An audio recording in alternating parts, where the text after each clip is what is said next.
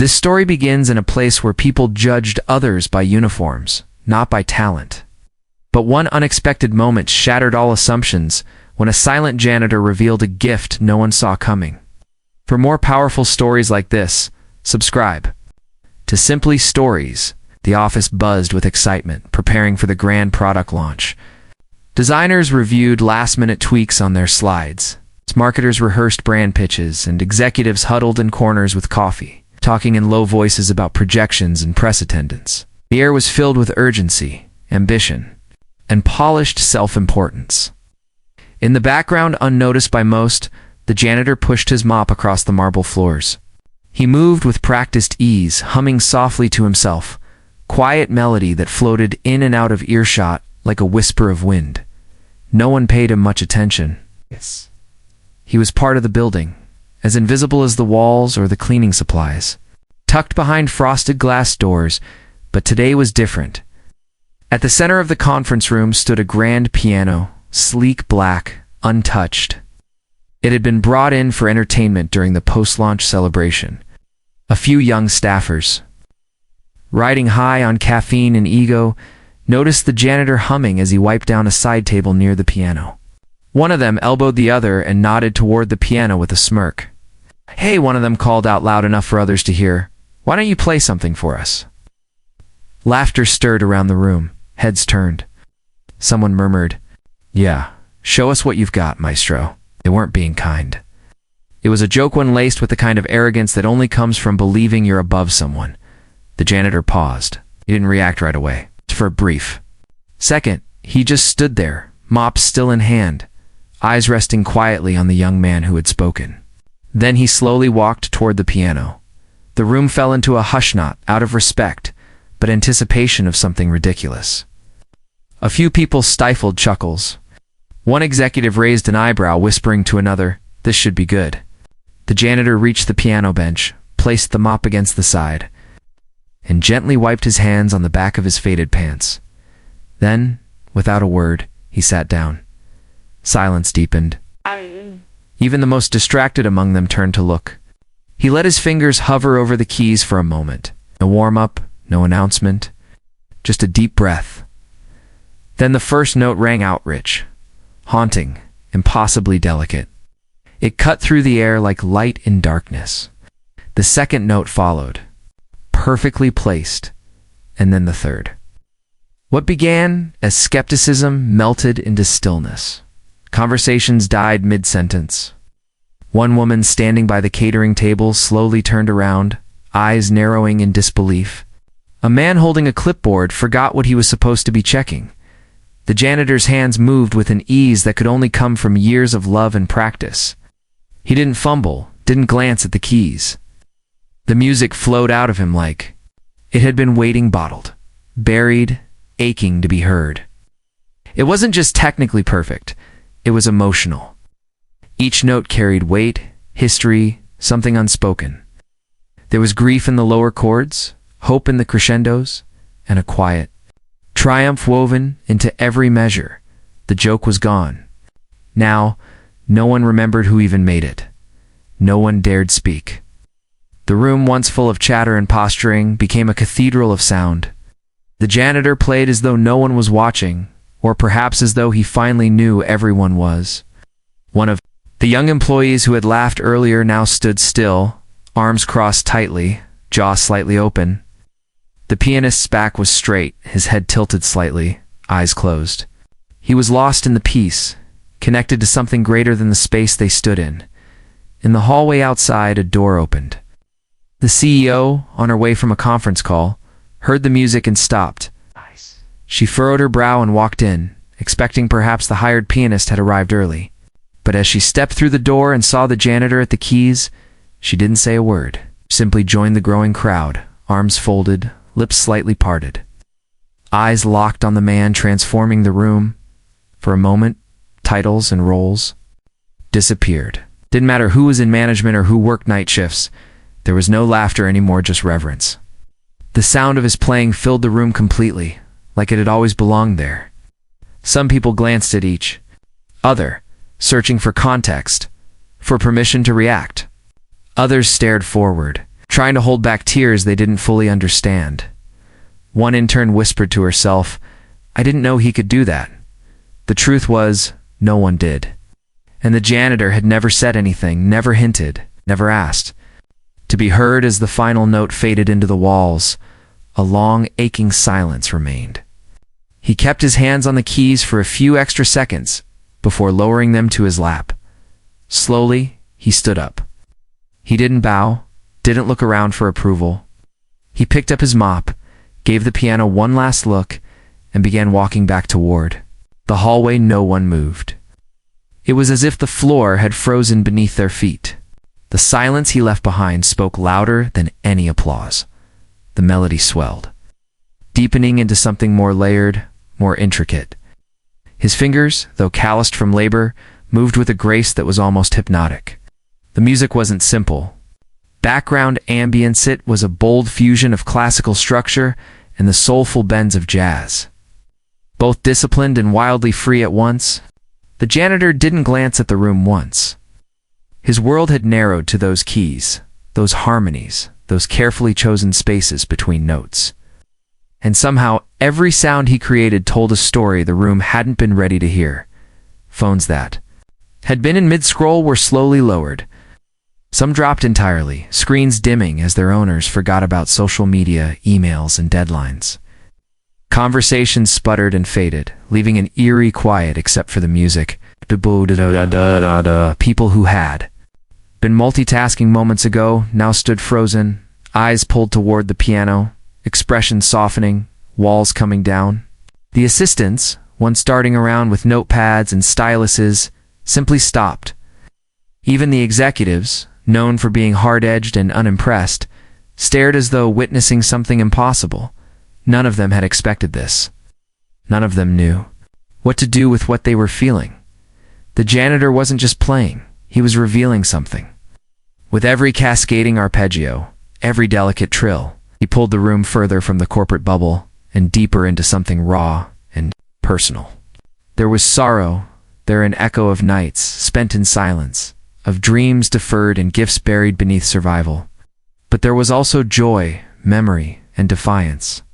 The music said, "I'm still here," and the room, so used to noise and noisemakers, was suddenly listening in a way it never had before. The sound traveled through the corridors. Outside the rehearsal room, the CEO had just finished a private meeting and was checking her phone when she heard it. She stopped walking, her brows drew together, not in irritation, but in surprise. The scheduled entertainment hadn't been due until the evening. Curious, she followed the music down the hall, her heels clicking slower with each step as the melody deepened. When she reached the open doorway and looked in, her face shifted. At first it was confusion. She was expecting a professional pianist. In a suit, not the janitor in worn sneakers and rolled-up sleeves, she stepped fully into the room. But no one noticed her entrance. They were all too absorbed. She crossed her arms and stood near the back, head tilted, watching. The janitor didn't flinch or acknowledge her presence. He kept playing, entirely immersed. The CEO's initial skepticism slowly faded, replaced by something more difficult to define. Her fingers, folded tightly at first, loosened. Her gaze softened. Whatever she'd planned to say or do dissolved as she simply watched, listened, and felt. Near the front, one of the top executives, known for being curt and emotionally distant, was standing with his arms at his sides, expressions slack. His tie was crooked, his posture no longer confident, just still. He turned to the person next to him, leaned in slightly, and whispered, "Where did he learn to play like that?" His voice cracked slightly, as though his throat had gone dry. The person beside him shook their heads slowly, speechless. Someone else near the back reached for a tissue, dabbing at their eyes quickly and hoping no one would see. But no one was judging. The music made everything else fade away. Office roles, salary gaps, social divides. None of that mattered here. For the first time, they weren't hearing background noise. They were hearing truth. Real, unfiltered truth. Coming through 10 fingers that had likely scrubbed their hallways, emptied their trash, and polished their doorknobs just hours before. A few employees exchanged stunned glances, their earlier laughter now forgotten and replaced by quiet reverence. The irony wasn't lost on anyone. The man they'd mocked now stood at the center of the room, commanding it without a word, and not through force or status, but through undeniable talent. A few began to piece it together. The way he had carried himself, the hums under his breath, the distant gaze as he worked, they had mistaken all of it for eccentricity, or worse, lack of ambition. They hadn't imagined it was a glimpse of something deeper, a flame never fully extinguished. The janitor shifted seamlessly into a new progression, a slower, more reflective part of the piece. It felt like a memory wistful and tender. The room leaned in unconsciously, caught in the emotion. Some felt guilt, others awe, but all were humbled, because in that moment it became clear. This man was more than the label they'd given him. He was more than his job, his uniform, or their assumptions. He was an artist, a storyteller. And he hadn't needed to say a single word to prove it. As the music continued, the CEO found herself breathing more slowly. The stress from her earlier, meeting the numbers, the pending launch, all of it, slipped into the background. What she heard now reminded her of something long buried. Her eyes glistened, though she blinked quickly to hide it. Still, her gaze never wavered. Not once. The janitor played as though the piano had waited years for him, and maybe it had. Maybe this exact moment had been waiting to happen, not because someone scheduled it, but because sometimes life arranges its own kind of reveal. One that breaks through silence, through status, through every artificial boundary we build between each other.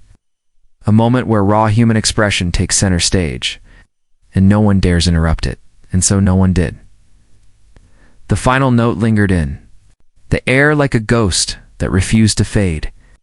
The janitor's hands rested gently on the piano keys, unmoving, and for several long seconds, no one dared break the silence. There was no applause, no clapping, no casual murmurs, just stillness thick, reverent, and almost sacred. People stood frozen in place, uncertain whether they had witnessed a performance or a confession. The janitor slowly rose from the bench, his face unreadable, and looked at no one in particular. He picked up his mop from the side of the piano and turned, ready to return to the background where he had always existed. But the CEO stepped forward. Her shoes echoed softly in the stillness as she crossed the room, stopping just a few feet away from him. The others watched, holding their breath. She didn't raise her voice or call attention to herself. She simply looked at him with a quiet curiosity, her voice low and measured as she asked, "Where did you learn that?" The janitor paused. His eyes met hers, not defiantly, but steadily, like someone who had nothing left to prove. He didn't answer right away. It was as though the question carried more weight than the words implied, like it required not just a response, but a reckoning. Finally, he spoke. His voice was calm, even gentle, but it held the gravity of long-buried memories. He said he had once studied music. Long ago, he had trained formally, practiced daily, dreamed of stages, symphonies, maybe even Carnegie Hall. But then life had changed. He spoke without drama, without self-pity, just facts laid bare. A family tragedy had struck, a car accident that claimed both his parents and left his younger sister in his care. Scholarship he had depended on slipped away when he missed too many classes. Rent came due. Bills piled up. Dreams gave way to responsibility. Music, once his refuge, had become a luxury he could no longer afford. He took on odd jobs, moving furniture, cleaning offices, anything that paid. The piano faded into the background of his life, something he occasionally passed in public places, but no longer touched. Janitorial work had been steady, honest, and unglamorous. It kept food on the table, gave him something solid to lean on while everything else spun, and somewhere along the way, people stopped asking what he used to do. He'd stopped offering. The world had no interest in a gifted pianist who couldn't afford to play. The CEO stood quietly, listening. Her eyes held something new. Now, not just respect, but a kind of shame. Not for him, but for the way her company, her culture, and her People had failed to see him. She opened her mouth to say something, but the janitor had already turned away. He didn't seem bitter. If anything, he looked lighter, like a weight had been lifted just by being heard. Later that evening, curiosity spread through the office like wildfire. A few employees, still haunted by the music, began to search for him online. It didn't take long. An old local news clip surfaced. Grainy footage from over a decade ago showed a teenage boy, barely 16, sitting nervously at a grand piano in a school auditorium. The caption read, "State Music Competition Finalist." As the video played, the same unmistakable brilliance poured from the screen. It was him. Younger, thinner, but unmistakably the same artist. One employee found a blog post from years back that mentioned a scholarship awarded to a promising young jazz classical pianist. Another stumbled across an old YouTube video, barely 400 views, of him playing at a community event, long before the world turned its back on his music. They watched in stunned silence. Everything they had assumed about him began to unravel. The mop, the uniform, the quiet demeanor, they had all masked something extraordinary. Whispers turned into conversations. Even those who hadn't witnessed the performance firsthand began to feel its weight. The story spread beyond the building, crossing digital platforms and message threads. His name circulated with admiration, not condescension. People began to understand he wasn't a janitor who happened to play piano. He was a pianist who had once played to survive, and now mopped floors to live. And yet he had never asked for recognition, never demanded anyone look deeper. He had simply done his job, humming quietly through the halls, waiting for a world too busy to notice. Until the moment someone asked, thinking it was a joke. But it hadn't been a joke. It had been an unveiling, and no one who heard it would ever forget.